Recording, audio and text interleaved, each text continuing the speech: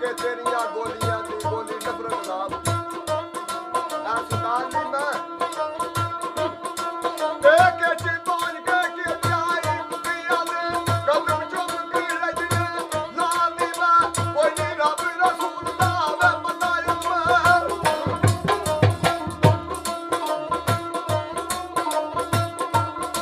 ਮੈਂ ਕੋਈ ਨਹੀਂ ਰੱਬ ਰਸੂਲ ਦਾ ਵੇ ਪਤਾ ਸਫੀ ਗੁਰੂ ਦੀ ਸਦਾ ਫਿਰਦਾ ਦੀ ਮੈਂ